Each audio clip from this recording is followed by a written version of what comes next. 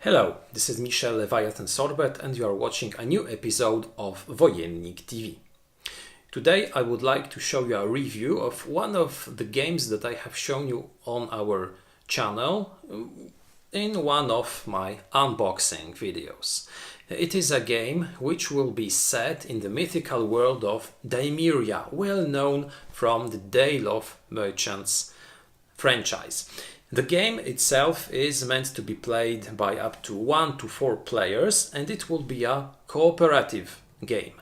A game full of mythical creatures, a game in which each player will try to become a peacemaker. So we will try to influence 2 or even more fighting sides in order to preserve peace in the world of Daimeria. This game is Dawn of Peacemakers. It was published in 2018 by Snowdale Design. Its author is Sami Lasko, and the game was launched thanks to a successful campaign on Kickstarter. The goal during this campaign was to gather $70,000. At the end, the game reached its goal, but it gathered somewhere along $71,000. So it was not one of the most successful campaigns on Kickstarter, but what deserves to be mentioned is that the initial goal set by the designer and by the company was quite high. We see some projects where the amount or where the goal is set somewhere between $15,000, $20,000, $25,000. Here it was at the start at 70,000, and this means that the game was at the beginning meant to be published with a lot of high quality components, and it finally was published in a big heavy box. The game, as I said earlier, is meant to be played by 1 to 4 players because it's a cooperative game. It is playable solo, but we also have a second playing mode, the skirmish mode, which is a confrontational mode, a mode for 2 players where 2 or even 3 players can fight one another. But today I will not present this mode. I will present it in another video. The game, the length of the game is about 60 to 120 minutes. It all depends on the scenario and on the knowledge of the rules, which are not very complicated, but I will explain them a little later. Now I would like to show you how the components of this game look, then how the game works, and finally at the end of this video I will tell you what I think about it, what I find are the strengths of this game, and if the game has any weaknesses. Let's start this journey through Daimeria. At first, let's take a look at all those beautiful components enclosed in the box of Dawn of Peacemakers. The first element that we receive is the playing board, is the game board, which represents the mythical world of Daimeria, where Dawn of Peacemakers is set. The board is empty. It is constructed of empty terrain hexes where units and miniatures will be placed. Those hexes are quite big, so we won't be having any trouble in placing multiple miniatures into one hex. That's a very nice thing. The board, as I said earlier, is empty at the beginning of each scenario, but in each scenario instructions we will receive additional details on how to construct the world, on how to prepare the battlefield. The battlefield will be constructed with terrain tiles, and we receive multiple of them representing different terrain formations. For instance, rocks or woods or towers, rivers, bridges, etc. Each terrain tile is double-sided, so when constructing the battlefield you will have multiple options. If you want to create your own battlefield, you really have a lot of possibilities. If you just play a scenario from the scenario booklet, then you receive precise information which tiles to use and on which side and where to place those tiles. The second element that we receive are the miniatures, so the thing that many gamers always look very closely at when deciding if to back a project on Kickstarter or if to buy a game. We receive first of all 4 character miniatures used by the players. Each player will have the option to become one of those characters. Each character has its own name, has its own story, has its own background, and each represent a different animal race. It's worth mentioning that each of those characters and each of those miniatures is really gorgeous. It's very precise, it's very detailed. I imagine that if someone decides to paint them, they could look a lot prettier, but even without such a treatment, they are just gorgeous. The second type of miniatures that we receive are the 2 opposing armies, because in Dawn of Peacemakers we will try to stop a war between 2 nations. Those 2 nations will be the macaws and the ocelots. The macaws resemble our own birds, but birds who managed to evolve to create their own society of warriors. Those miniatures, as you can see, are detailed, are very, very nice, and we receive also for those birds stands, so those characters, so those miniatures can be placed on the board in such a way that they do not displace. The second type of miniatures is the ocelot army. These warriors resemble our Earth's wild cats. They are just as detailed, just as pretty as the macaws. Both armies have different miniatures, different types of units, for instance archers, warriors or leaders, who are distinguishable by their special feathers on their heads. As you can see, they are just as pretty as our miniatures. What we also receive are special stands used to place those miniatures on the playing board. Those insignia bases, are used for 2 purposes. The first purpose is, as I said earlier, to place the miniature on the board, but the second one is also to differentiate different types of formations, because during gameplay we will activate formations of different types of units, and those stands, as you can see, are different. We receive 3 types of stands, and each time we will activate a type of units, we will receive the information which stand we should look at, which base we should look at. Only those units will be able to act during such an activation. Apart from the miniatures, what we receive are playing cards, and those cards are again of different types. First of all, we receive army cards, divided into 2 types: ploy and task cards, used to determine the orders and the actions of opposing armies. Those cards, as you can see, will be taken from their appropriate stacks, and then they will be assembled in order to create the final order given to the activated army. Each card has the symbol of the insignia, indicating which type of unit will act, the name of an action, special informations concerning, for instance, additional rules governing the unit's actions. They also have an information about the order's speed and the type of action, which can be move, cover or strike. But I'll cover this a little bit later. Both armies have their own orders enclosed in their own army stacks. So we receive different cards. We will also receive resource cards used by the players.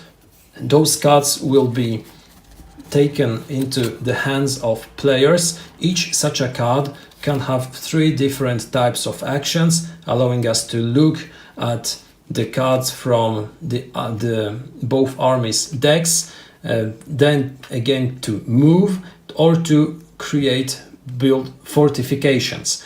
The fourth option is to use the card for its action, which is described on the bottom part of each card.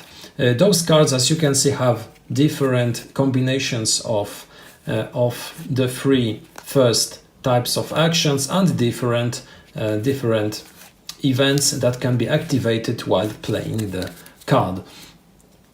Apart from those cards, we receive also unit cards, which will serve us as a reminder, or which will help us to explain what are the statistics of each unit used during a scenario.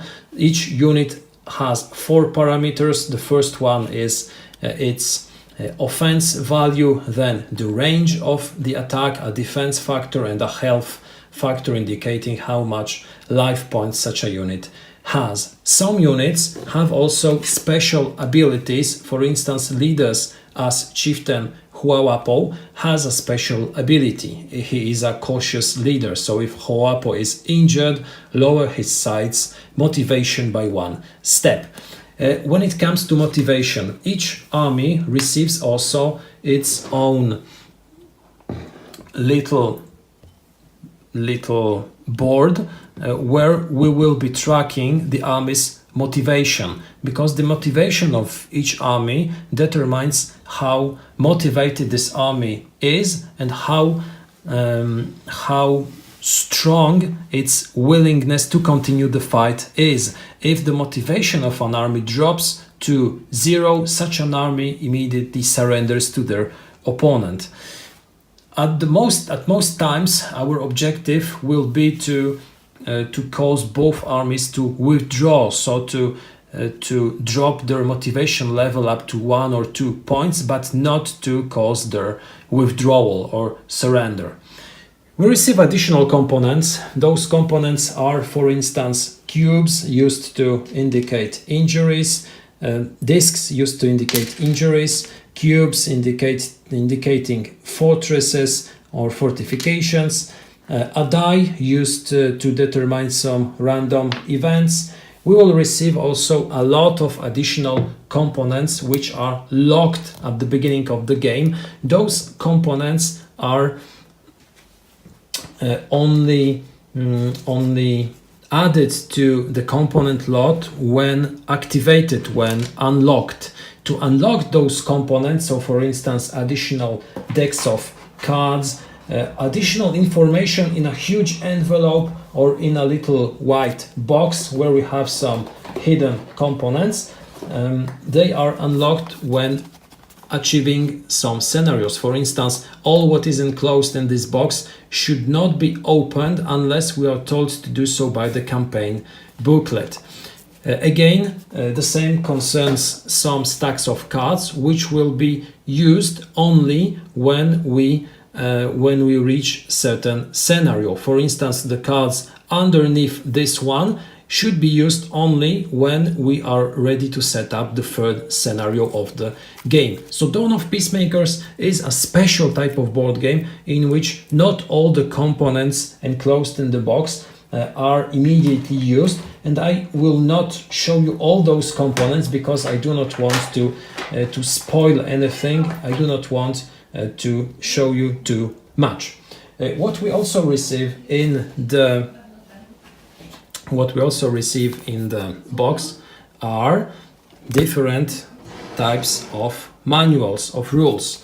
The first one is the campaign booklet. It's a huge booklet, but don't worry, it is a booklet in which we will find many scenarios which are part of the campaign. You should only read the first part used to look at the list of the components, to look at the rules, so the card types, and then on how to set up the game, how to play the first scenario. You shouldn't look any further than the page when you have the information to stop. Do not flip more pages until a game end condition is met.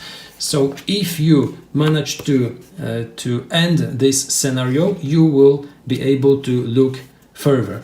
This booklet is very well written. The rules are very straightforward.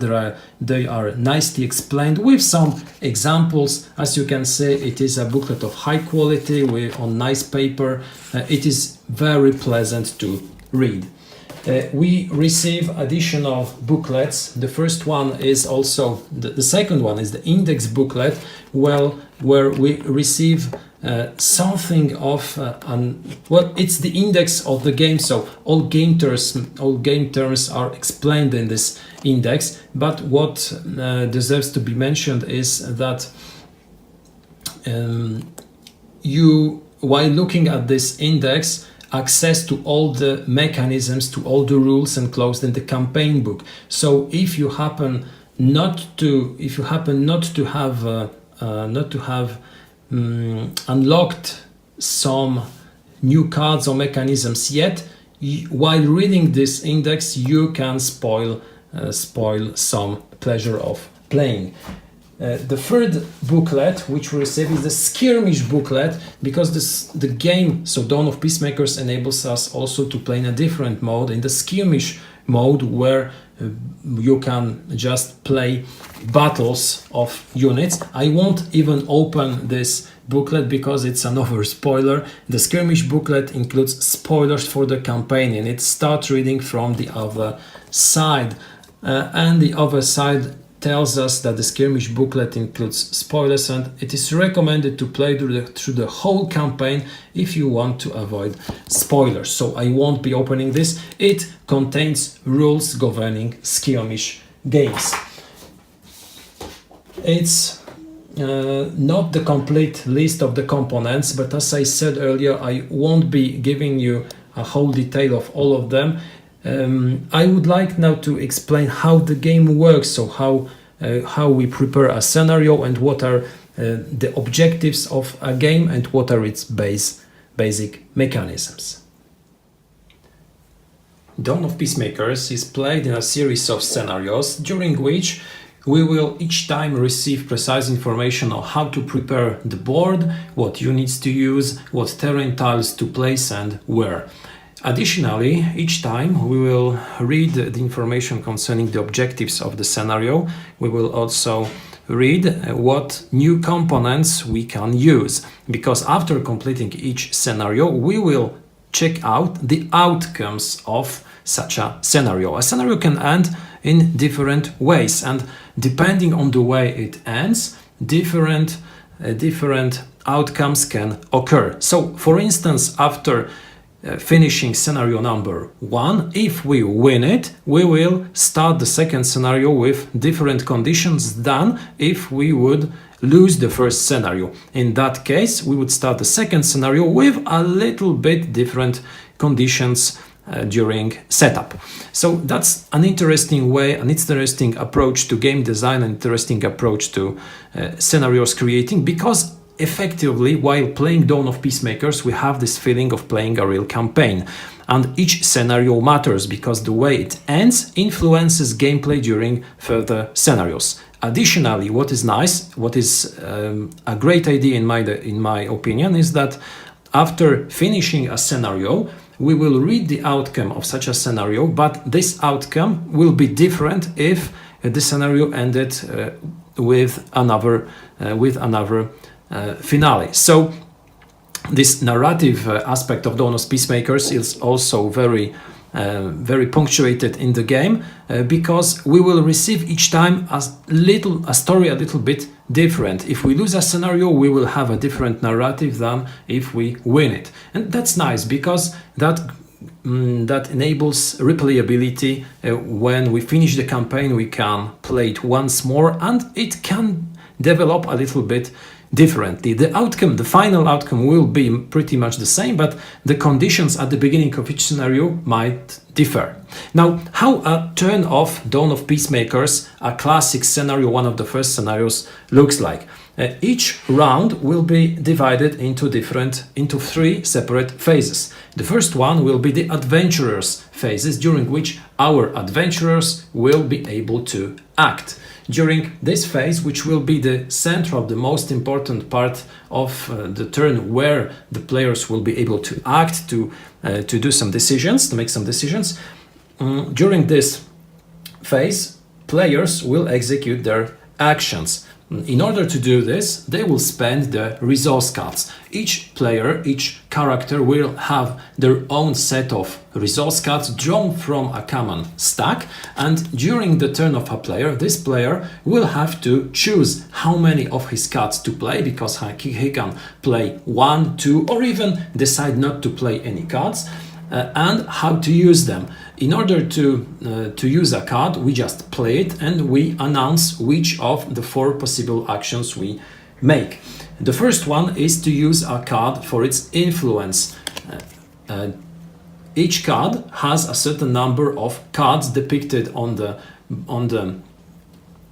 top left of such a card, and each card represented on this card enables us to look at the same amount of number of cards, or from a ploy deck, or from a task deck of the army, to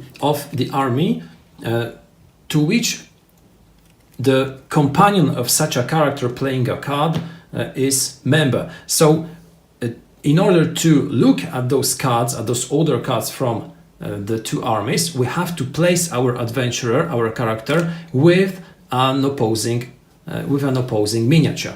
If we occupy the same space, we can look at the ploy or task cards from this stack, from this army. But if we would like to look at the cards appertaining to the ocelots, we would have to place our adventurer on a place containing an ocelot warrior. So it is a good idea to split our team in order to be able to influence both those armies. We can choose which stack to look at, and furthermore, after looking at such cards, we can play multiple cards, for instance 3 cards, in order to look at 3 cards from the top of the deck. Other players can additionally join in and play additional cards in order to enable us to look at more cards. Each card is verified, we can look at it, and then after finishing this, we can place those cards once more on the top of the deck, but placing them in the order that we want. So this is a way to influence the orders that will be given to both armies during the second phase of the game. The second way to use a card is for its movement capability. Each card has a certain number of boots, showing us how many hexes, how many spaces a unit playing this card will be able to move. For instance, a 2 could enable us to move up to 2 spaces. The third action is to fortify, so to place fortification on the board. Why would we do it? Why would we do such an action? To protect units, because in the majority of the scenarios, battles will occur, units will be wounded, will be killed, and we will try to influence the outcome of this battle in order not to give one of those battling sides a tremendous advantage, so to avoid a decisive victory of one of those 2 sides. So sometimes we will try to help the macaws, sometimes we'll try to help the ocelots. In order to do this, we will place those fortification cubes, which will reduce the number of wounds inflicted to attacked units. Again, the fourth action possible is to play a card for its action. Each card describes how to use it. Some cards, for instance, let us pick at cards from armies decks, or we can give some additional capabilities to units which are on the same hex as we, etc., etc. As you can see, there are multiple cards of the same. There are multiple cards depicting the same action in the deck. But if those cards are used, if there are none in the stack, they are just shuffled and a new deck is formed. After executing those actions, we end the turn of the player. So each player will replenish their hand after using his actions. The number of cards drawn depends on the number of players that participate in the game. The second phase is the armies phase. During this phase, both armies will execute their orders. In order to do this, those armies will draw cards from their stacks, from their decks, in order to create a final order. So, as you can see, there are two stacks of cards. The first one is the ploy card, the ploy deck. The second one is the task deck. Two cards are drawn each time in order to form a final order. This order is, for instance, moving units, it's also attacking units, it's placing fortification on the board, etc. So those actions are pretty much the same as characters can do. Each order, as I explained earlier, has its speed, and after drawing orders for both armies, we determine which order is played first. Those which are fast are executed before those that are of normal speed, and slow orders are executed at the end.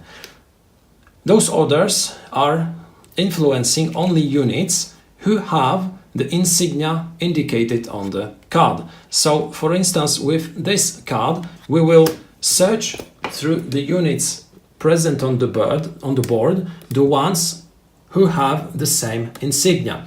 And in this case, we will search, for instance, for those Mako Rangers who have the same insignia. So those units will execute their order. If they move, they just move ahead in the direction of their objectives. If the mission or the action that they execute is a strike, that means that such a unit will attack an opponent. In order to find out which opponent, we will first of all check if there are any units in the range of the attacking unit. Secondly, we will verify which of those units within range are attacked.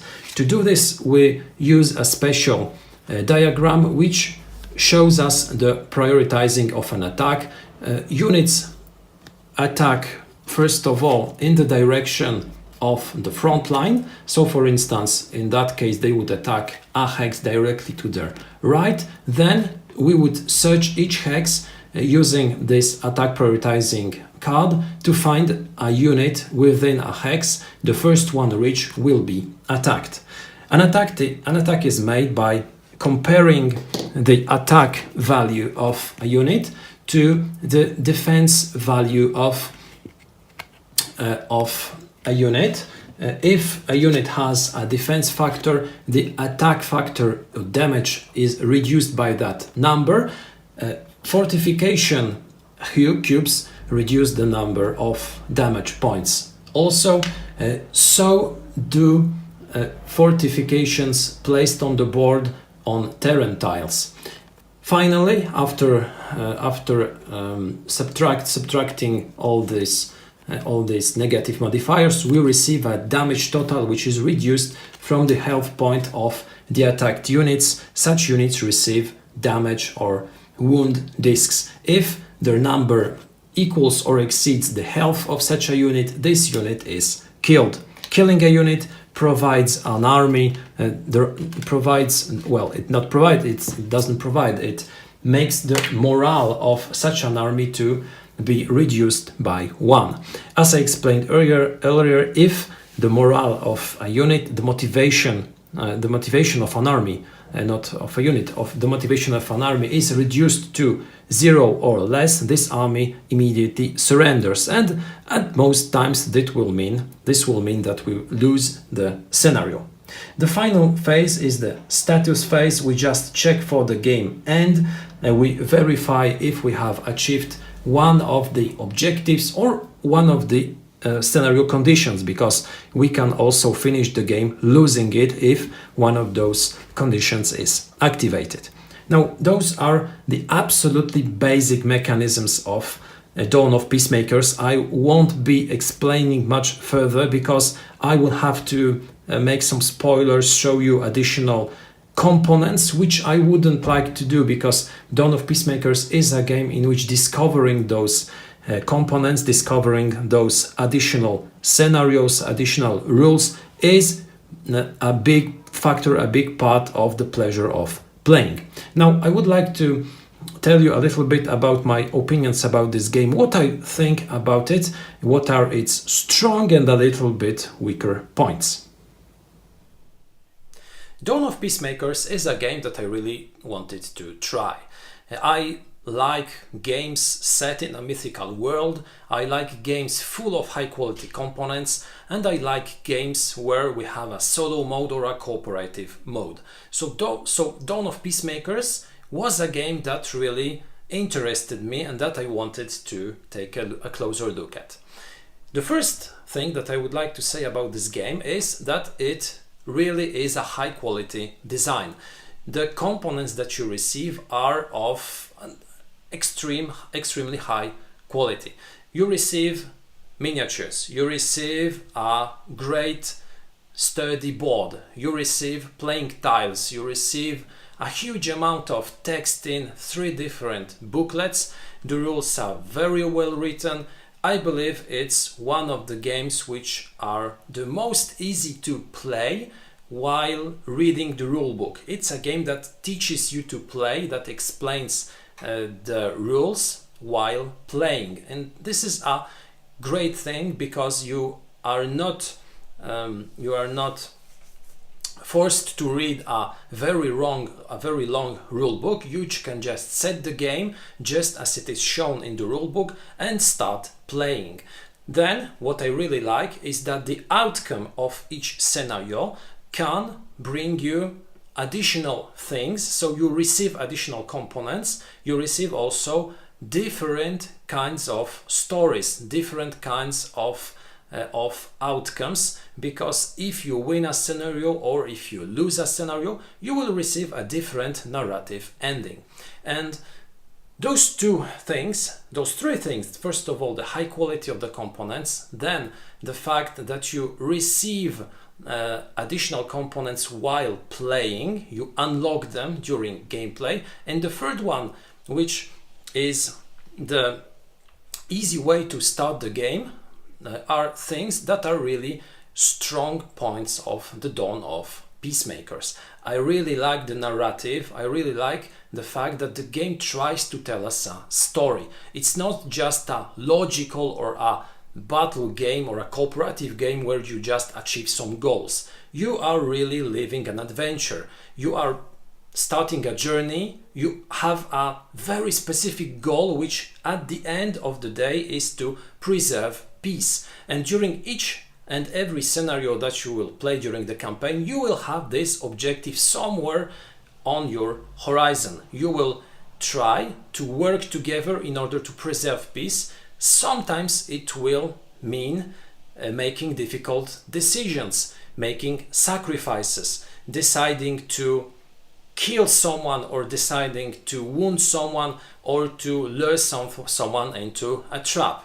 But it is all part of the game.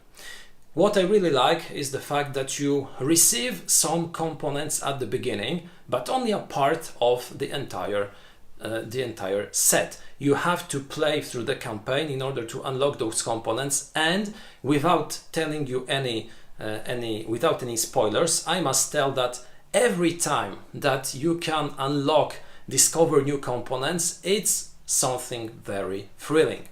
I love this fact. I love mysteries. I like games which surprise us during gameplay and while you play the fourth, fifth time a game. In the majority of the cases, when you play a game, you play one, twice, three times, and you know what to expect. In Dawn of Peacemakers, you can play 4-5 scenarios, and boom, you receive something that really surprises you. And at this very moment, you receive something like a new game, because Dawn of Peacemakers is upgrading each time. Of course, when you end the campaign, when all those components are unlocked, this element is gone. But while living this adventure, the emotions and the feeling is great, and I love this idea. The next thing that I really like is that, as I said earlier, the game tries to tell us a story. The game has a very strong setting, a very well written setting. Part of this game is what you received after ending the scenario. So after ending a scenario of the campaign, you can read the consequences or the outcome of this scenario. So each time you will receive some different conclusions. And if we have a narrative approach, if we have this role-playing approach while playing of Dawn of Peacemakers, we will be really enjoying this game. What I really like is that the game is very easy to learn, it's very easy to teach, it is also very easy to set, to reset, or even to explain to people who are just beginning to play this game. Of course, it is far more better to play the game with the same people during the entire campaign, but it is absolutely possible to drop someone for 1-2 scenarios, or to invite someone else to take a place of one of the adventurers who was not present while playing a previous scenario. It's totally feasible, it's possible, and if we if we can explain to this newcomer how the previous games looked like and what we have achieved as a team, it's very pleasant to help this people, to help this person to jump into the game. It's very pleasant also to talk during the game, to speak about our plans, our objectives. We won't be always able to do everything that we want. So, as I said earlier, we sometimes have to make some difficult choices. This means that cooperation in Dawn of Peacemakers is crucial. What I think are the weaknesses of this game, because this game is not perfect. It's a very interesting game, a game with a huge narrative element, a game with high quality components, but it is also a game that will not suit everyone.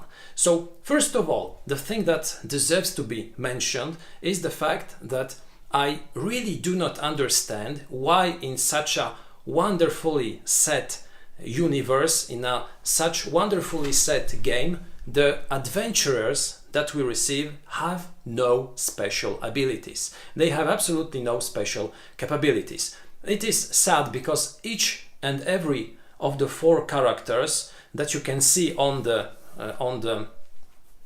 box cover has a different story. It has different strong elements which are underlined in their characteristics, but those elements, those strong points, have absolutely no influence on gameplay. It would be fantastic if each character had one simple additional ability that would enable the players to be much more connected to the adventurers that they are taking control.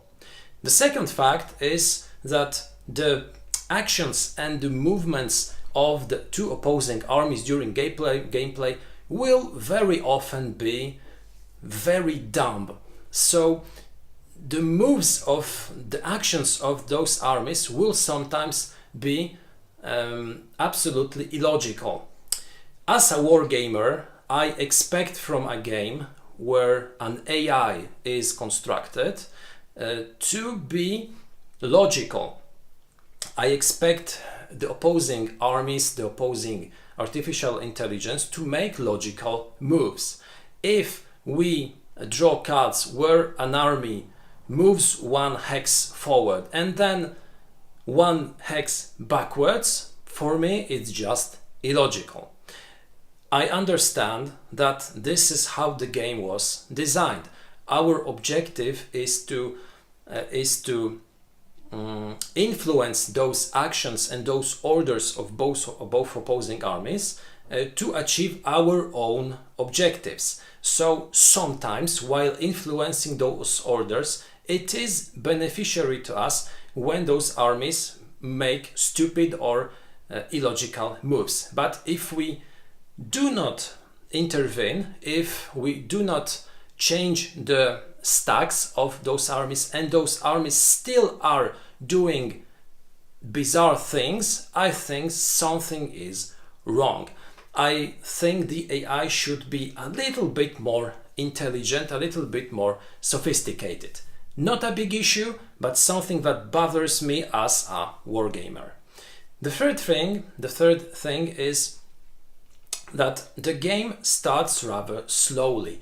At first, while playing the first or two scenarios, you can have the feeling that the game is very easy, that the game is very repetitive, that the actions that you take have not a big impact on gameplay. It is a game which really starts to shine somewhere at the beginning of the third, fourth scenario. While you play additional scenarios and while you unlock additional stuff, when you receive additional rules, the game starts to really shine. So I would recommend every player who starts to play Dawn of Peacemakers not to judge the game by its first 1, 2, 3 scenarios. You should play through a lot more in order to be comfortable with it, in order to appreciate the full scope of this design. Having said that, I believe that Dawn of Peacemakers is a very good game. It is a game very well designed with high quality components, an immersive game, a game which offers you not only a board game but also something resembling to a role-playing game. If you play this game with your fellow gamers in such a way that you treat this as an adventure, as a story that you live through with your friends, you will really have fun and you will enjoy this game. The game also has a second mode, the skirmish mode, which I will be presenting in another material. So this game is quite an interesting thing, because some people might say this is a one-way shot. This is only a game that you discover once and then you can put it on your shelf. I think it's not this. It's not the case. First of all, the campaign can be replayed many times because you have some different things that you can change in each scenario. Secondly, you have this second mode. You have the skirmish mode, which enables you to play Dawn of Peacemakers in a totally different way. Very intriguing, very interesting game. You should definitely try it. This was Dawn of Peacemakers from Snowdale Design. Thank you for watching this video. I recommend you to try our other reviews, unboxings. We have also some top 10s. We have also some book reviews and materials in French and Polish. Have a nice day and see you next time.